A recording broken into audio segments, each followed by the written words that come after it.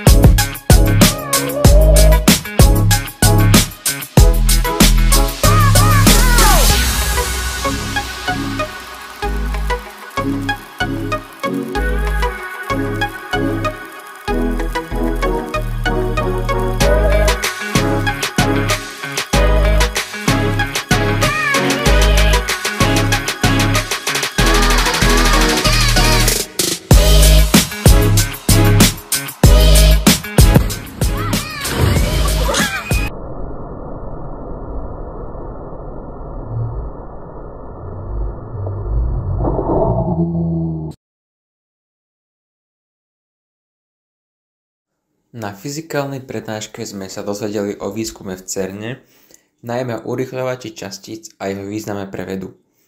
IT prednáška nám ukázala, ako sú pokročilé technológie a analýza dát využívané na skúmanie tajomstiev vesmíru. A vedeli ste o tom, že všetky dáta sa ešte zalohujú na pásky, o ktoré sa stará už 20 rokov Slovák?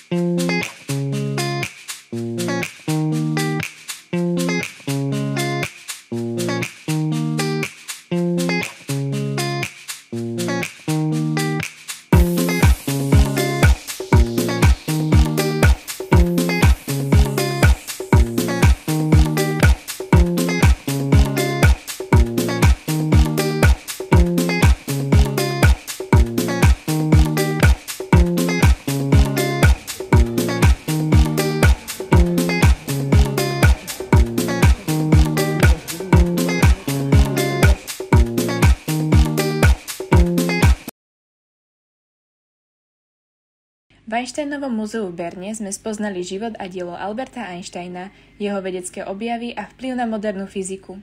Fascinovali nás interaktívne expozície, ktoré nám priblížili jeho teórie a proces ich vzniku.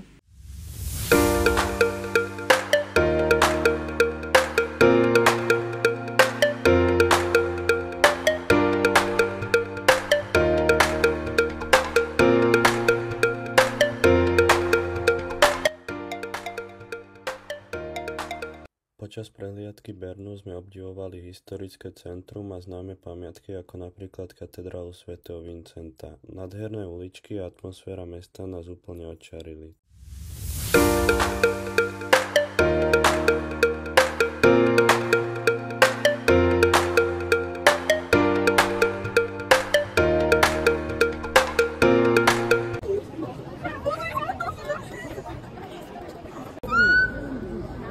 Можно